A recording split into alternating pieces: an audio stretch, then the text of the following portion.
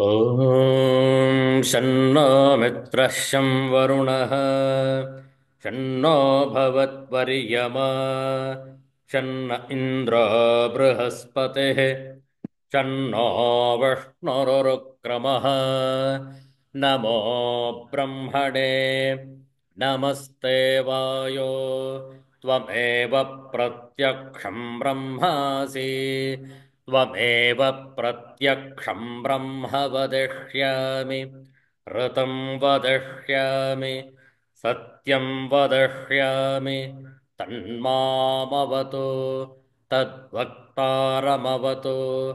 अवतु माम् अवतु वक्तारम् ॐ शान्तः शान्तः शान्तिः हरिः ॐ श्रीगुरुभ्यो नमः हरिः ॐ Universal prayer. O hidden life, vibrant in every atom. O hidden light, shining in every creature. O hidden love, embracing all in oneness. May each who feels himself as one with thee know he is also one with every other. Om Shanti, Shanti, Shanti.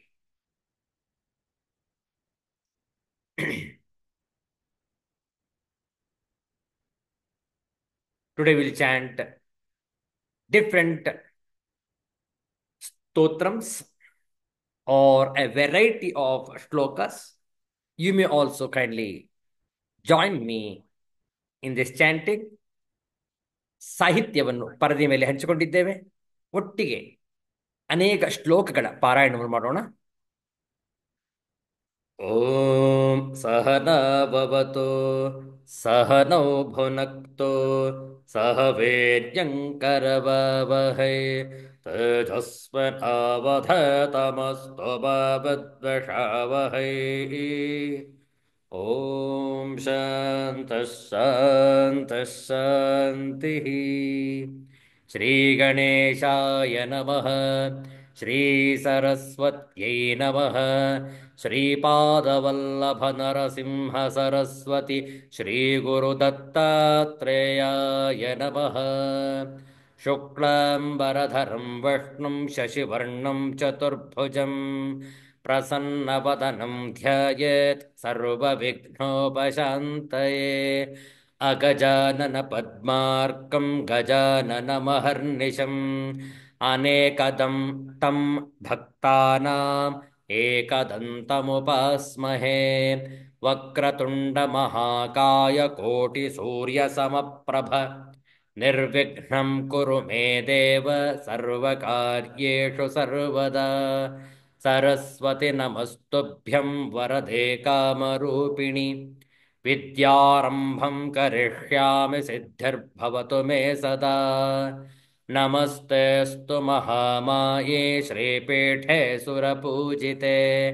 ಶಂಖಚಕ್ರಗದಾಹಸ್ತೆ Mahalakshmi ನಮೋಸ್ತುತೆ.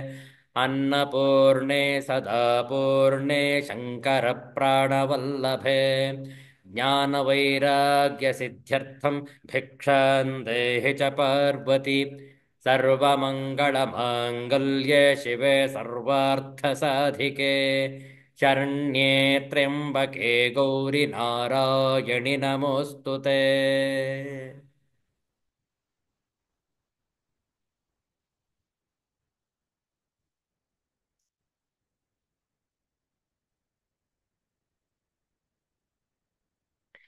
मृत्युञ्जयाय रुद्राय नीलकण्ठाय शम्भवे. अमृतेशाय शर्वाय महादेवाय ते नमः. शान्ताकारं भुजगशयनं पद्मनाभं सुरेशं. विश्वाधारं गगनसदृशं मेघवर्णं शुभाङ्गं. लक्ष्मीकान्तं कमलनयनं योगिभिर्ध्यानगम्यं. वन्दे विष्णुं भवभयहरं सर्वलोकैकनाथं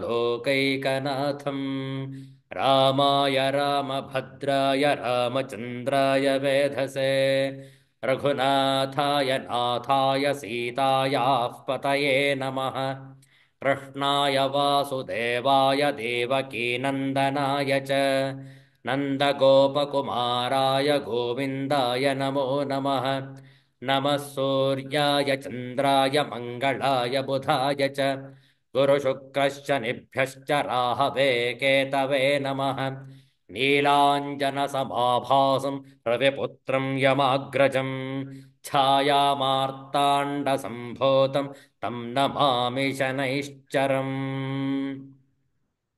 काषाय वस्त्रं करदण्डधारिणं कमण्डलुं पद्मकरेण शङ्खं चक्रं गदाभूषितभूषणाढ्यं श्रीपादराजं शरणं प्रपद्ये दिगम्बरं भस्मसुगन्धलेपितं चक्रं त्रिशूलं डमरुं गदां च पद्मासनस्थं रविसोमनेत्रं दत्तात्रेयध्यानमभीष्टसिद्धिदम् सिद्धांत अवधूत चिंतन श्री गुरुदेव दत्त ಒಂದು ಭಜನೆಯನ್ನು ಮಾಡೋಣ. ಆನಂತರ ವಿವೇಕ ಚೂಡಾಮಣಿಯ ಅಧ್ಯಯನ.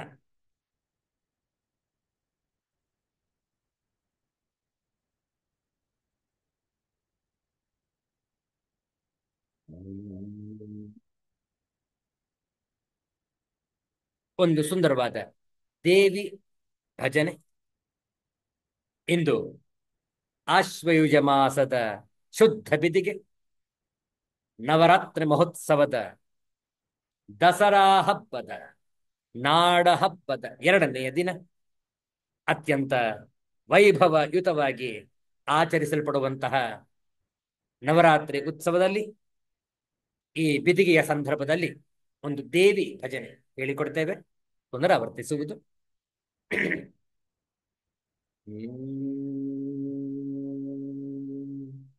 ಯಾ ದೇವಿ ಸರ್ವಭೂತೇಷು ಮಾತೃರೂಪೇಣ ಸಂಸ್ಥಿತಾ ನಮಸ್ತಸ್ಯೈ ನಮಸ್ತಸ್ಯೈ ನಮಸ್ತಸ್ಯೈ ನಮೋ ನಮಃ.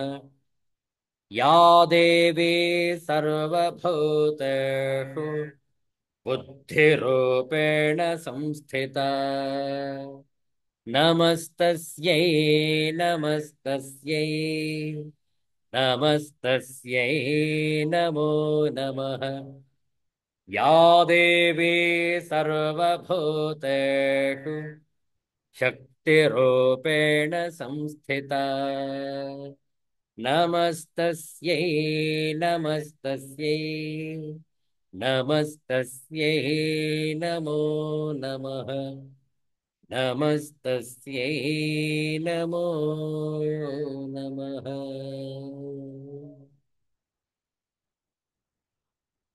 ಮಂಗಳ ಶುಭಕರಿ ಮಾತಾ ಮಹೇಶ್ವರಿ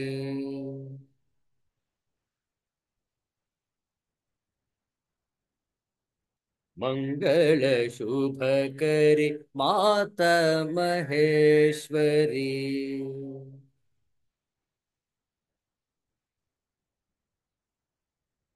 ಅಂಬೆ ಭವಾನಿ ಅಖಿಲಾಂಡೇಶ್ವರಿ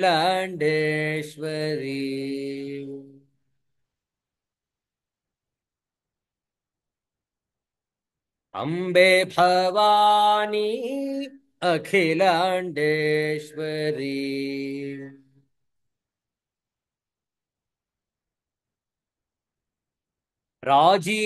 ರಾಜೀವಲೋಚನಿ ರಾಜರಾಜೇಶ್ವರಿ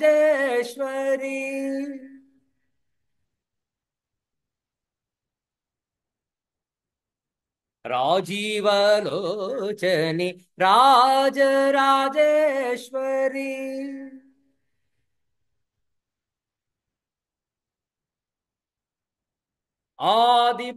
आदिपराशक्ति श्री परमेश्वरी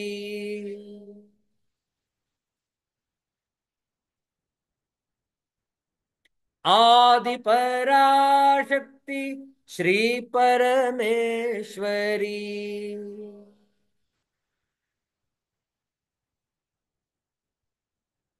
आनंद रूपिणी हे शिव शंकरी।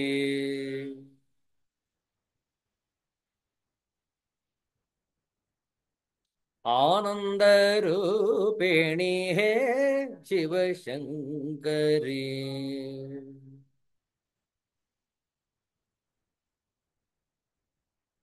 मंगल शुभ करी मात महेश्वरी।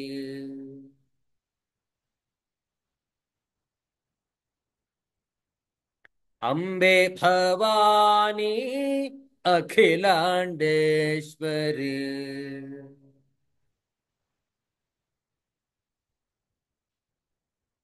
राजीवलोचनी राजराजेश्वरी।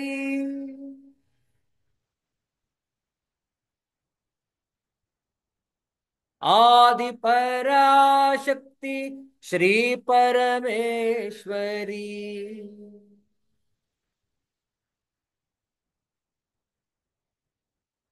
आनंद रूपिणी है शिव शंकरी।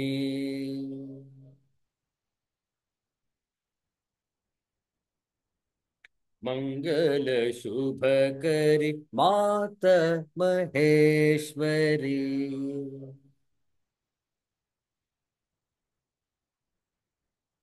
माता जगदीश्वरी।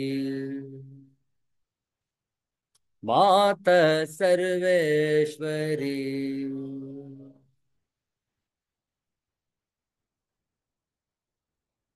श्री जगदम्बा माता की जय।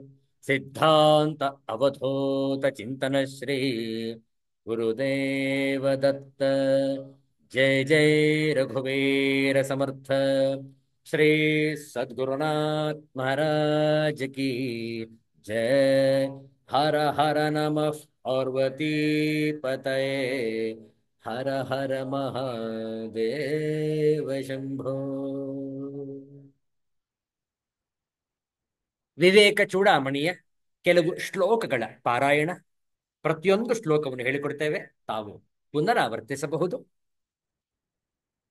ಪ್ರಾರಂಭದಲ್ಲಿ ಮಂಗಳಾಚರಣ ಶ್ಲೋಕ. ಪ್ರಾರಂಭದ ಶ್ಲೋಕ. ಸರ್ವ ವೇದಾಂತ ಸಿದ್ಧಾಂತ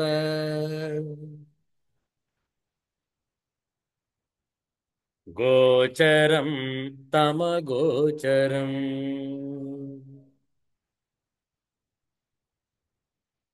ಗೋವಿಂದಂ ಪರಮಾನಂದಂ ಸದ್ಗುರುಂ ಪ್ರಣತೋಸ್ಮ್ಯಹಂ. ಶ್ರೀಗುರುಂ ಪ್ರಣತೋಸ್ಮ್ಯಹಂ.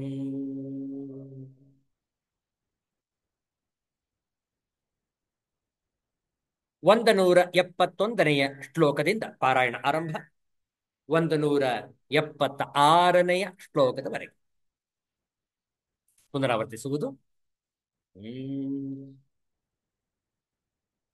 ಸುಷುಪ್ತಿ ಕಾಲೇ ಮನಸಿ ಪ್ರಲೀನೆ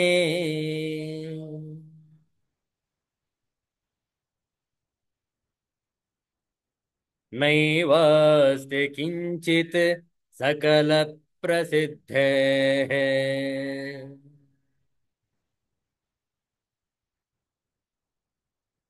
अतो मनः कल्पित एव पुंसः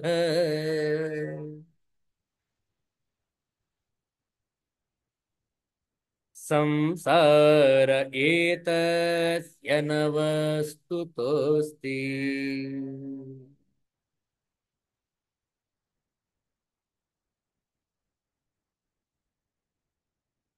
वायुना नीयते मेघः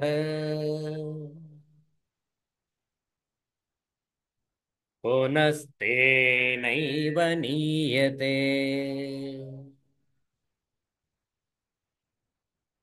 मनसा कल्प्यते बन्धः,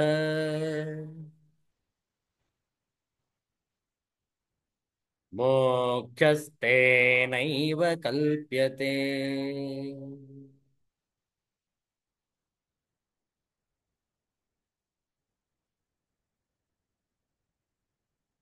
देहादि सर्वविषये परिकल्प्य रागम्,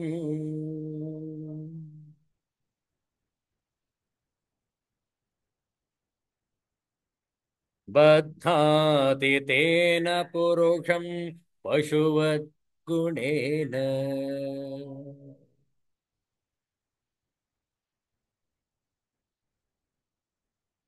वैरस्य मत्र विषवत् सुविधाय पश्चात्,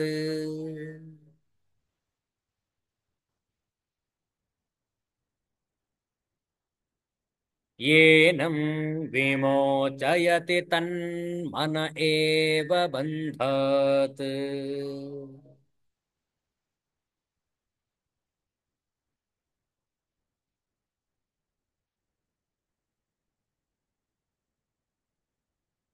तस्मान्मनः कारणमस्य जन्तोः,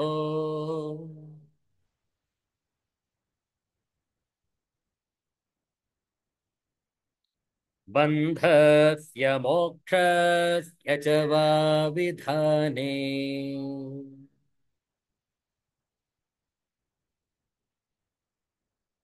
बन्धस्य हेतुर्मलिनं रजोगुणैः,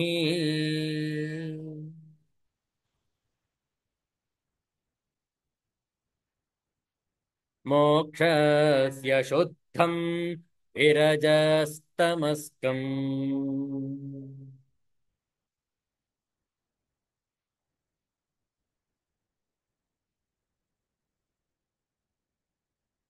विवेकवैराग्यगुणातिरेकात्,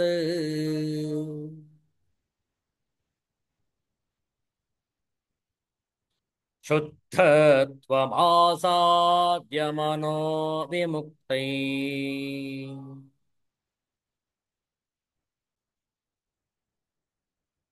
शुद्धत्वमासाद्य मनो विमुक्त्यै।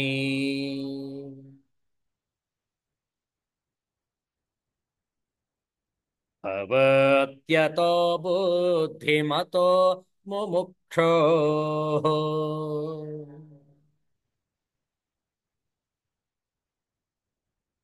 ताभ्यां दृढाभ्यां भवितव्यमग्रे।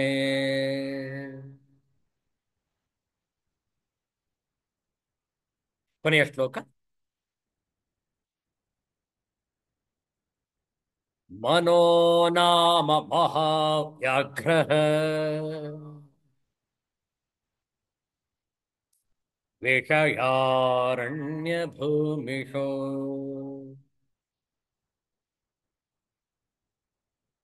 ಚರತ್ಯತ್ರ ನ ಗಚ್ಚಂತು ಸಾಧವೋ ಯೇ ಮುಮುಕ್ಷವಃ.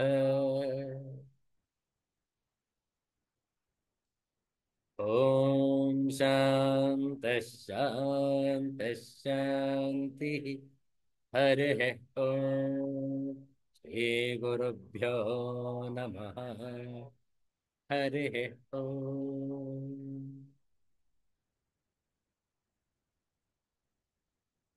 ವಿವೇಕ ಚೂಡಾಮಣಿಯ ಈ ಒಂದು ಸುಂದರವಾದ ಪ್ರಕರಣ ಗ್ರಂಥದಲ್ಲಿ ಆಚಾರ್ಯ ಶಂಕರರು ವೇದಾಂತದ ಎಲ್ಲ ಆಯಾಮಗಳ ಪರಿಚಯವನ್ನು ಮಾಡಿಕೊಡುತ್ತಿದ್ದಾರೆ. ಅನೇಕ ವಿಷಯಗಳನ್ನು ಪರಾಮರ್ಶಿಸಿದ ನಂತರ ಈಗ ಚರ್ಚೆಯಾಗುತ್ತಿರುವ ವಿಷಯ ಪಂಚಕೋಶ ವಿವೇಕ. ನಮ್ಮ ಆತ್ಮಸ್ವರೂಪ ಪಂಚಕೋಶಗಳಿಂದ ಆವೃತವಾಗಿದೆ.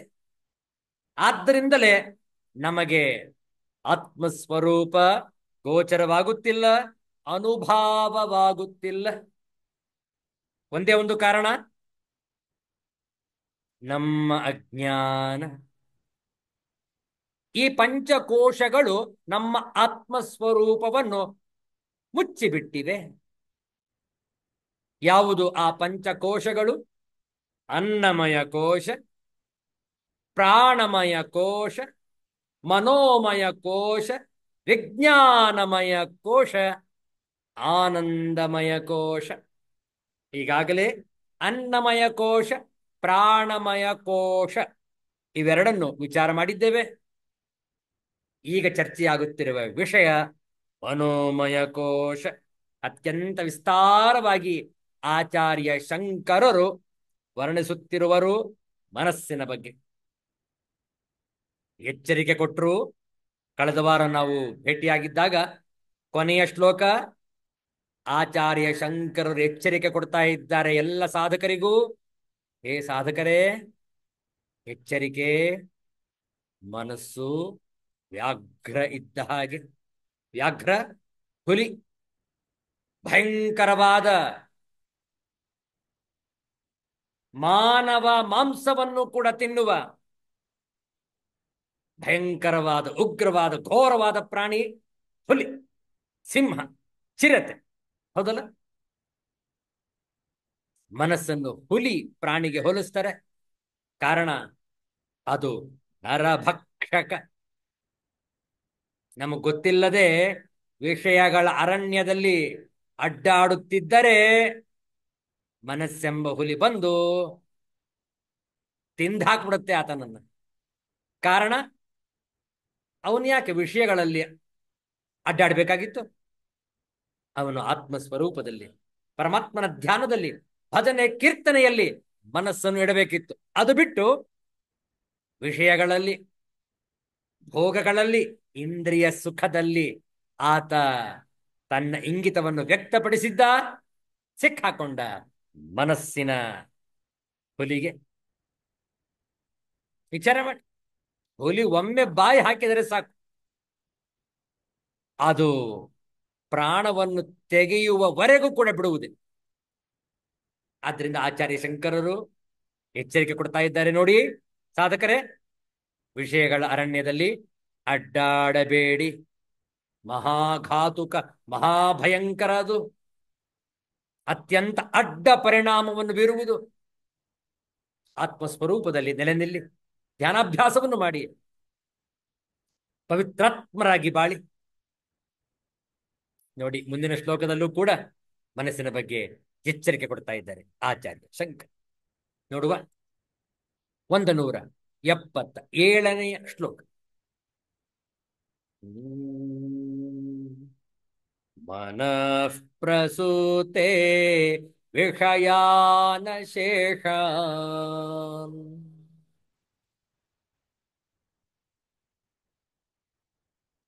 ಸ್ಥೂಲಾತ್ಮನಾ ಸೂಕ್ಷ್ಮತಯಾ ಚ ಭೋಕ್ತುಃ.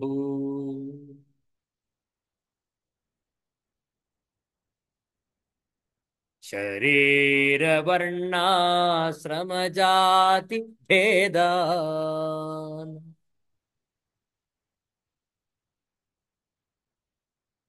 ಗುಣಕ್ರಿಯಾ ಹೇತು ಫಲಾನಿ ನಿತ್ಯಂ.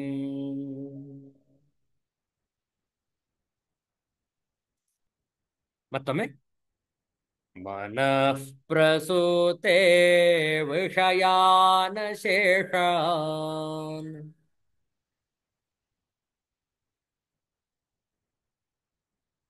ಸ್ಥೂಲಾತ್ಮನಾ ಸೂಕ್ಷ್ಮತಯಾ ಚ ಭೋಕ್ತುಃ.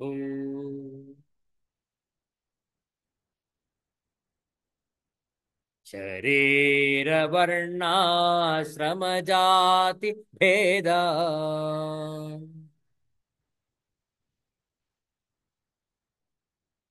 ಗುಣಕ್ರಿಯಾ ಕ್ರಿಯಾ ಹೇತು ಫಲಾನಿ ನಿತ್ಯಂ.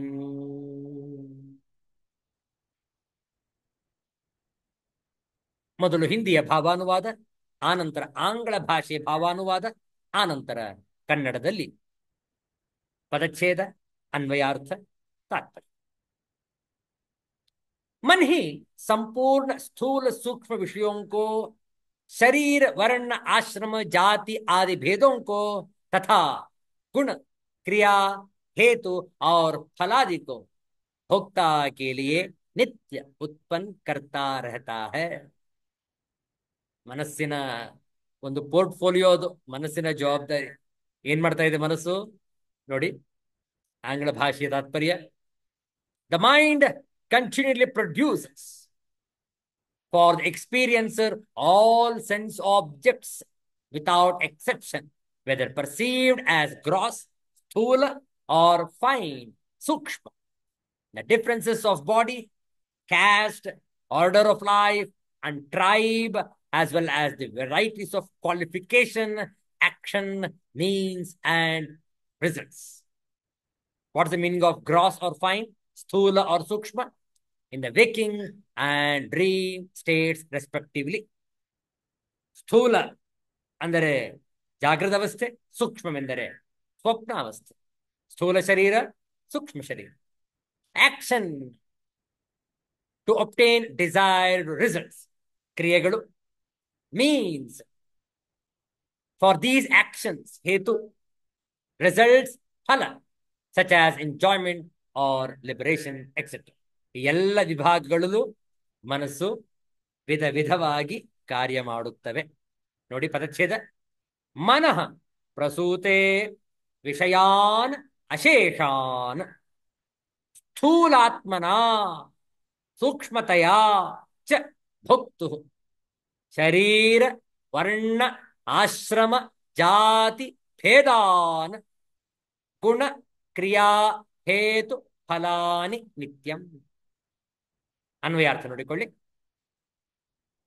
ಮನಃ ಮನಸ್ಸು, ಭೋಕ್ತು ಸಂಸಾರಿಗೆ, ಭೋಗದ ಜೀವನ ನಡೆಸುವವರಿಗೆ, ಸಂಸಾರಿಗೆ, ಸ್ಥೂಲಾತ್ಮನ ಸ್ಥೂಲ ರೂಪದಿಂದಲೂ, ಸೂಕ್ಷ್ಮತಯಾಚ ಸೂಕ್ಷ್ಮ ರೂಪದಿಂದಲೂ, ಅಶೇಷಾನ್ ವಿಷಯಾನ್ ಎಲ್ಲಾ ವಿಷಯಗಳನ್ನು, ಪ್ರಸೂತೆ ಉಂಟು ಮಾಡುತ್ತದೆ, ಮತ್ತು ಗುಣ ಕ್ರಿಯಾ ಹೇತು ಫಲಾನಿ ಗುಣಗಳನ್ನು, ಕ್ರಿಯೆಗಳನ್ನು, ಹೇತುಗಳನ್ನು, ಫಲಗಳನ್ನು, ಶರೀರ ವರ್ಣ ಆಶ್ರಮ ಜಾತಿ ಭೇದಾನ್ ಶರೀರ ವರ್ಣ ಆಶ್ರಮ ಜಾತಿ ಇವುಗಳನ್ನು ನಿತ್ಯಂ ಯಾವಾಗಲೂ ಉಂಟು ಮಾಡುತ್ತದೆ. ಯಾವುದು? ನಮ್ಮ ಮನಸ್ಸು. ತಾತ್ಪರ್ಯ ನೋಡೋಣ, ಆನಂತರ ವಿಸ್ತಾರವಾಗಿ ಈ ಶ್ಲೋಕದ ವಿಮರ್ಶೆ ಮಾಡುವ. ಮನಸ್ಸೇ ಸಂಸಾರಿಗೆ ಸ್ಥೂಲ ರೂಪದಿಂದಲೂ ಸೂಕ್ಷ್ಮ ರೂಪದಿಂದಲೂ ವಿಷಯಗಳೆಲ್ಲವನ್ನು ಉಂಟು ಮಾಡುತ್ತದೆ, ಮತ್ತು ಶರೀರ ವರ್ಣ ಆಶ್ರಮ ಜಾತಿ ಇವುಗಳನ್ನು, ಗುಣ ಕ್ರಿಯೆ ಹೇತು ಫಲ ಇವುಗಳನ್ನು ಯಾವಾಗಲೂ ಉಂಟು ಮಾಡುತ್ತದೆ. ಶರೀರ ಅಂದ್ರೆ ಯಾವ್ಯಾವುದು?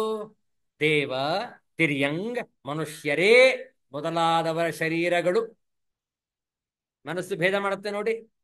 ಇದು ದೇವ ಶರೀರ, ಇದು ತಿರ್ಯಂಗ್ ಶರೀರ, ನೀಚ ಶರೀರ, ಉತ್ಕೃಷ್ಟ ಶರೀರ, ನೀಚ ಶರೀರ, ಮನುಷ್ಯ ಶರೀರ.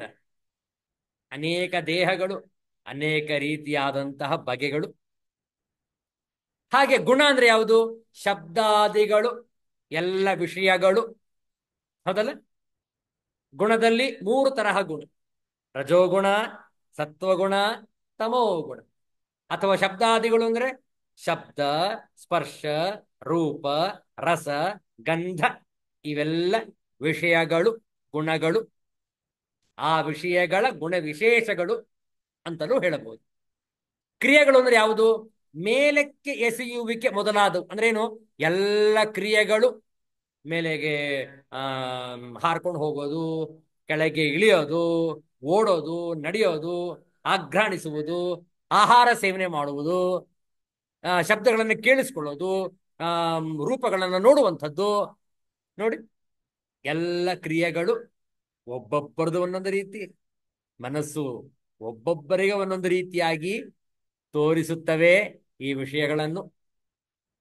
ಕ್ರಿಯೆ ಹಾಗೆ ಹೇತು ಕಾರಣಗಳು, ಕಾರ್ಯಕ್ಕೆ ಬೇಕಾದ ಉಪಾದಾನ ಕಾರಣ, ನಿಮಿತ್ತ ಕಾರಣಗಳು. ಯಾವುದೇ ಒಂದು ವಸ್ತುವಿದ್ದರೆ ಅದಕ್ಕೆ ಒಂದು ಉಪಾದಾನ ಕಾರಣ ಬೇಕು, ನಿಮಿತ್ತ ಕಾರಣ ಬೇಕು. ಹೌದಲ್ಲ? ಒಂದು ಮಡಿಕೆ ಮಾಡಬೇಕು, ಗಡಿಗೆ ಮಾಡಬೇಕು ಅಂತಂದ್ರೆ ಆ ಮಡಿಕೆ, ಗಡಿಗೆ, ಕುಡಿಕೆ ಮಾಡಲಿಕ್ಕೆ ನಮಗೆ ಮಣ್ಣಿನ ಸಹಾಯ ಬೇಕು, ಅದೇ ಉಪಾದಾನ ಕಾರಣ. ಕೇವಲ ಮಣ್ಣಿದ್ರೆ ಸಾಕೆ, ಅದನ್ನು ಮಾಡೋರು ಬೇಕಲ್ವಾ? ನಿಮಿತ್ತವಾಗಿ ಒಬ್ಬ ಕುಂಬಾರ ಬೇಕು, ಆಗಲೇ ಮಡಿಕೆ ಮಾಡಲು ಸಾಧ್ಯ. ಉಪಾದಾನ ಕಾರಣ ಮಣ್ಣು, ನಿಮಿತ್ತ ಕಾರಣ ಕುಂಬಾರ. ಹಾಗಾದ್ರೆ ಆದಂತಹ ಫಲ ಏನು? ಗಡಿಗೆ. ನೋಡಿ, ಗಡಿಗೆ ಮೊದಲಾದ ಕಾರ್ಯಗಳು ಫಲ. ಯಾವುದೇ ವಸ್ತುವನ್ನು ನಾವು ವಿಚಾರ ಮಾಡಿದಾಗಲೂ ಅದಕ್ಕೊಂದು ಉಪಾದಾನ ಕಾರಣವಿರಬೇಕು, ನಿಮಿತ್ತ ಕಾರಣವಿರಬೇಕು, ಆಗ ಅದರ ಫಲ ಪ್ರಾಪ್ತಿಯಾಗುವುದು. ಹೌದಲ್ಲ? ಹೀಗೆ ಮನಸ್ಸು ಎಲ್ಲ ರೀತಿಯಾದಂತಹ ಭೇದಗಳನ್ನು ಉಂಟು ಮಾಡುವುದು ಗುಣ, ಕ್ರಿಯೆ, ಹೇತು, ಫಲ ಇತ್ಯಾದಿಗಳಲ್ಲಿ. ಹಾಗೆ ಶರೀರ, ಸ್ಥೂಲ ಶರೀರ, ಸೂಕ್ಷ್ಮ ಶರೀರ, ಕಾರಣ ಶರೀರ, ದೇವ ಶರೀರ, ತಿರ್ಯಕ್ ಶರೀರ. ವಿಚಾರ ಮಾಡಿ. ಮನುಷ್ಯ ಶರೀರ, ಆ ಮನುಷ್ಯ ಶರೀರದಲ್ಲೂ ಒಬ್ರು ಅತ್ಯಂತ ಸ್ಥೂಲಕಾಯ ದಪ್ಪವಾಗಿರ್ತಾರೆ, ಒಬ್ರು ಗಿಡ್ಡದಾಗಿರ್ತಾರೆ, ಒಬ್ರು ಸಣ್ಣಗಿರ್ತಾರೆ, ಒಬ್ರು ಕಪ್ಪಾಗಿರ್ತಾರೆ, ಒಬ್ರು ಅತ್ಯಂತ ಘೋರ ಬಿಳಿಯಾಗಿರ್ತಾರೆ. ನೋಡಿ, ಶರೀರದಲ್ಲಿ ಎಷ್ಟೊಂದು ವ್ಯತ್ಯಾಸ, ವಿವಿಧತೆಗಳು. ಎಲ್ಲವೂ ನಮ್ಮ ಮನಸ್ಸಿನ ಆಟ. ಮನಸ್ಸು ವಿವಿಧ ರೀತಿಯಲ್ಲಿ ಅದನ್ನು ನೋಡ್ತವೆ. ಅದನ್ನು ನೋಡಿದಾಗಲೂ ನಾನಾ ರೀತಿಯಾದಂತಹ ಟಿಪ್ಪಣಿಗಳು ಬೇರೆ, ಅವರವರದೇ ಆದಂತಹ ಒಂದು ಒಗ್ಗರಣೆಯನ್ನು ಸೇರಿಸ್ತಾರೆ ಅದಕ್ಕೆ. ಹೌದಲ್ಲ? ಕಪ್ಪಿಗಿದ್ರೆ ಒಳ್ಳೇದು, ಇಲ್ಲ ಇಲ್ಲ ಬಿಳಿಗಿದ್ರೆ ಒಳ್ಳೇದು, ಗಿಡ್ಡಿಗಿದ್ರೆ ಒಳ್ಳೇದು, ಉದ್ಗಿದ್ರೆ. ಎಷ್ಟು ಭೇದಗಳು ನೋಡಿ, ಮನಸ್ಸೇ ಮಾಡುವಂಥದ್ದು ಶರೀರದಲ್ಲಿ. ಹಾಗೆ ವರ್ಣ, ವರ್ಣ ಅಂತಂದ್ರೆ ಚತುರ್ವರ್ಣಗಳನ್ನು ಆಗಲೇ ವಿಂಗಡಿಸಿ ಆಗಿದೆ ಶಾಸ್ತ್ರದಲ್ಲಿ. ಸಮಾಜದಲ್ಲಿ 4 ವರ್ಣಗಳು ಕೂಡ ಬೇಕು, 4 ಆಶ್ರಮಗಳು ಬೇಕು. ವರ್ಣ ಅಂದ್ರೇನು? ವಿವಿಧ ರೀತಿಯಾದಂತಹ ಜೀವನ ಶೈಲಿಯನ್ನು ನಡೆಸುವಂತಹ ರೀತಿ ವರ್ಣಗಳು. ಬ್ರಾಹ್ಮಣ, ಕ್ಷತ್ರಿಯ, ವೈಶ್ಯ, ಶೂದ್ರ, ಇವುಗಳೇ ಚತುರ್ವರ್ಣಗಳು. ಯಾಕೆ? ಒಂದೊಂದು ವರ್ಗಕ್ಕೂ ಒಂದೊಂದು ವರ್ಣಕ್ಕೂ ಒಂದೊಂದು ಜವಾಬ್ದಾರಿ ಇದೆ. ಅವರು ಇನ್ನೊಬ್ಬರ ಜವಾಬ್ದಾರಿಯನ್ನು ಮಾಡಲು ಸಾಧ್ಯ ಇಲ್ಲ. ಬ್ರಾಹ್ಮಣರು ಶೂದ್ರರ ಕಾರ್ಯಗಳನ್ನು ಮಾಡಲು ಸಾಧ್ಯ ಇಲ್ಲ. ಯಾಕೆ? ಅವರು ಹಾಗೆ ಮಾಡಲ್ಪಟ್ಟಿಲ್ಲ. ಶೂದ್ರರು ಬ್ರಾಹ್ಮಣಾದಿಗಳ ಕ್ರಿಯೆಗಳನ್ನು ಮಾಡಲು ಸಾಧ್ಯವೇ ಇಲ್ಲ. ಅದೇ ರೀತಿಯಲ್ಲಿ ವೈಶ್ಯರು, ಕ್ಷತ್ರಿಯರು ಅವರವರ ಧರ್ಮವನ್ನು, ಅವರವರ ವರ್ಣವನ್ನು, ಅವರವರ ಜವಾಬ್ದಾರಿಯನ್ನು ನಿರ್ವಹಿಸತಕ್ಕದ್ದು ಸಮಾಜದಲ್ಲಿ. ಮನಸ್ಸು ಇವುಗಳನ್ನು ಬೇರೆ ಬೇರೆಯಾಗಿ ನೋಡ್ತವೆ. ಆ ಮನಸ್ಸು ವಿವಿಧ ರೀತಿಯಲ್ಲಿ ಅದನ್ನು ವರ್ಣಿಸುತ್ತೆ. ಅದೇ ರೀತಿಯಲ್ಲಿ 4 ಆಶ್ರಮಗಳು: ಬ್ರಹ್ಮಚರ್ಯ ಆಶ್ರಮ, ಗೃಹಸ್ಥಾಶ್ರಮ, ವಾನಪ್ರಸ್ಥಾಶ್ರಮ, ಸನ್ಯಾಸಾಶ್ರಮ. ಈ ಆಶ್ರಮ ಅಂದ ಕೂಡಲೇ ನಮ್ಮ ಮನಸ್ಸಿಗೆ ಏನು ಬರುತ್ತೆ ಅಂತಂದ್ರೆ, ಥಟ್ಟಂತ ಓಹೋ ಇದು ಸನ್ಯಾಸಿಗಳ ಕುಟೀರ, ಸನ್ಯಾಸಿಗಳ ಬಿಡಾರ, ಆಶ್ರಮ ಅಂದ್ಕೊಂಡ್ಬಿಡ್ತೇವೆ. ಆಶ್ರಮ ಧರ್ಮ 4 ಹಂತಗಳಲ್ಲಿವೆ. ಬ್ರಹ್ಮಚರ್ಯ ಆಶ್ರಮ ಮೊದಲ 25 ವರ್ಷಗಳು ಅಧ್ಯಯನದಲ್ಲಿ ನಾವು ಸಮಯವನ್ನು ವಿನಿಯೋಗಿಸಬೇಕು. ಬ್ರಹ್ಮಚರ್ಯ ಆಶ್ರಮ. ಆ ಬ್ರಹ್ಮಚರ್ಯ ಆಶ್ರಮದಲ್ಲಿದ್ದಾಗ ಬ್ರಹ್ಮಚರ್ಯ ಆಶ್ರಮವನ್ನು ಪಾಲಿಸತಕ್ಕದ್ದು, ಪ್ರಯತ್ನವನ್ನು ಮಾಡತಕ್ಕದ್ದು ವಿದ್ಯಾರ್ಜನೆಗಾಗಿ. ಆ ಜೀವನ ಪರ್ಯಂತಂ ಶ್ರಮತಿ ಇತ್ಯರ್ಥ ಆಶ್ರಮ. ಎಡೆ ಬಿಡದೆ 24/7 ಯಾರು ಪ್ರಯತ್ನ ಮಾಡುವರೋ ಅವರು ಆಶ್ರಮವಾಸಿಗಳು. ನಿರಂತರ ಪರಿಶ್ರಮಿಸುವುದೇ ಆಶ್ರಮ. ಆಶ್ರಮ ಅಂದ್ರೆ ಸನ್ಯಾಸಿಗಳ ಕುಟೀರ ಅಲ್ಲ. ಮತ್ತೇನು? ಸತತ ನಿರಂತರ ಅವಿರತ ಪರಿಶ್ರಮವೇ ಆಶ್ರಮ. ಪ್ರಯತ್ನ ಮಾಡದಿದ್ದರೆ ನಾವು ಉತ್ತೀರ್ಣರಾಗಲು ಸಾಧ್ಯವಿಲ್ಲ. ನಮ್ಮ ವಿದ್ಯಾರ್ಜನೆಯ ಕಾಲದಲ್ಲಿ ಆನಂತರ ಇನ್ನು 25 ವರ್ಷಗಳು ಗೃಹಸ್ಥಾಶ್ರಮ. ಗೃಹಸ್ಥರಾಗಿದ್ದಾಗ ಅತ್ಯಂತ ಜವಾಬ್ದಾರಿ, ಪರಿಶ್ರಮಿಸಬೇಕು, ಶ್ರಮವನ್ನು ಮಾಡಲೇಬೇಕು, ಸೋಮಾರಿಗಳಾಗಬಾರದು, ಕುಟುಂಬವನ್ನು ನಡೆಸಬೇಕು. ಆಜೀವ ಪರ್ಯಂತಂ ಶ್ರಮತಿ ಗೃಹಸ್ಥ ಆಶ್ರಮ. ಆ ನಂತರ 51ರಿಂದ 75 ವರ್ಷಗಳು ವಾನಪ್ರಸ್ಥ. ವನಕ್ಕೆ ತೆರಳಿ ಅಥವಾ ಪ್ರತ್ಯೇಕವಾಗಿ ತೆರಳಿ ಉತ್ತುಂಗದ ಉನ್ನತದ ಜ್ಞಾನಾರ್ಜನೆಗಾಗಿ ಶ್ರಮಿಸಬೇಕು. ವಾನಪ್ರಸ್ಥಾಶ್ರಮ. ಆನಂತರ ಕೊನೆಯ 25 ವರ್ಷಗಳು 76ರಿಂದ 100 ವರ್ಷಗಳು ಹೇಗೆ ಕಳೆಯಬೇಕು ನಾವು? ಸನ್ಯಾಸ ಆಶ್ರಮ. ಎಲ್ಲವನ್ನು ತೊರೆದು ಯಾವ ಭೋಗಗಳನ್ನು ಇಟ್ಟುಕೊಳ್ಳದೆ ಯೋಗದ ಜೀವನದಲ್ಲಿ ಆ ಮನಸ್ಸಿನ ಸೂಕ್ಷ್ಮತೆಯನ್ನು ಅರಿತು ಆತ್ಮಸ್ವರೂಪವನ್ನು ತಿಳಿದುಕೊಳ್ಳುವುದೇ ಸನ್ಯಾಸ ಆಶ್ರಮ. ನೋಡಿ, ಜೀವನದ 100 ವರ್ಷಗಳಲ್ಲಿ ಶ್ರಮ ನಿರಂತರವಾಗಿರತಕ್ಕದ್ದು, ಹೌದಲ್ಲ? ಆ ರೀತಿಯಲ್ಲಿ ಮನಸ್ಸು ಆಯಾಯ ಆಶ್ರಮದಲ್ಲಿದ್ದಾಗ ಆ ಧರ್ಮವನ್ನು ಉಂಟು ಮಾಡುತ್ತೆ ನಮ್ಮದೇ ಮನಸ್ಸು. ಜಾತಿ ನೋಡಿ, ಜಾತಿ, ಎಷ್ಟು ಜಾತಿಗಳು ನಾವು ಮಾಡ್ಕೊಂಡಿದ್ದೇವೆ ಮನುಷ್ಯರು, ಹೌದಲ್ಲ? ಎಷ್ಟು ಕುಲಗಳು, ಎಷ್ಟು ಜಾತಿಗಳು. ಅವನು ಹೀನ ಜಾತಿ, ಇವನು ಉಚ್ಚ ಜಾತಿ, ಇವನು ನೀಚ ಜಾತಿ, ಇವನು ಉತ್ಕೃಷ್ಟತ ಜಾತಿಯಲ್ಲಿ ಹುಟ್ಟಿದ್ದಾನೆ. ಇಲ್ಲ ಸ್ವಾಮಿ, ಜಾತಿ ಎಂಬ ಪದವೇ ಕೆಟ್ಟದ್ದು. ಇಲ್ಲಿ ಜಾತಿ ಇರುವುದು ಎರಡೇ. ಒಂದು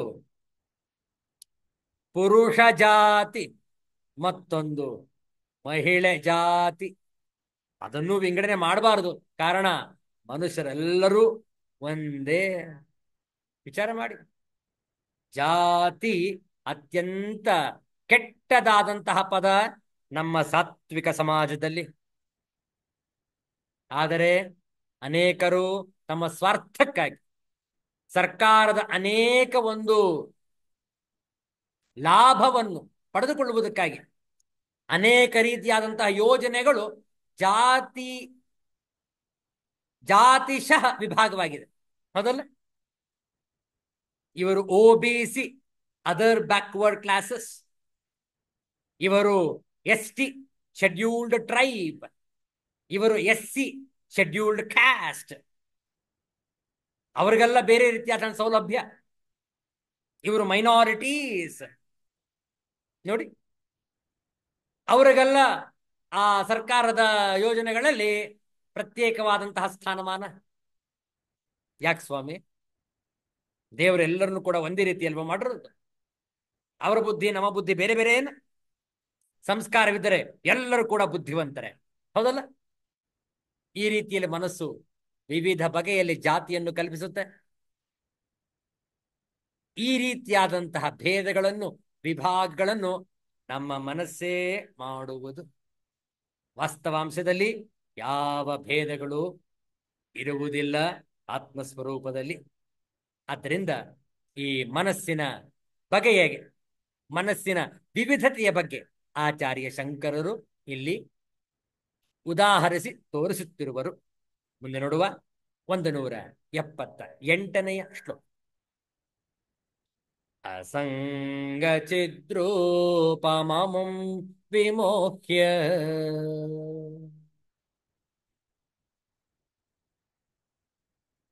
ದೇಹೇಂದ್ರಿಯ ಪ್ರಾಣಗುಣೈರ್ನಿಬಧ್ಯ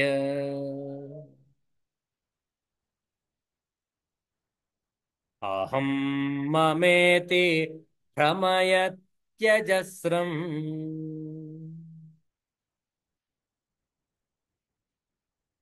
मनः स्वकृत्येषु फलोपभुक्तिषु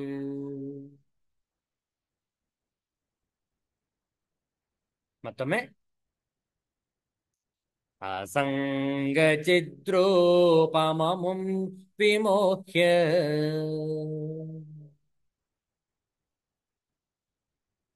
देहेन्द्रियप्राणगुणैर्निबध्य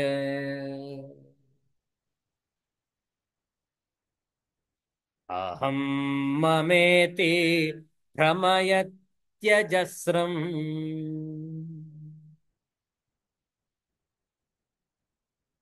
मनः स्वकृत्येषु फलोपभुक्तिषु।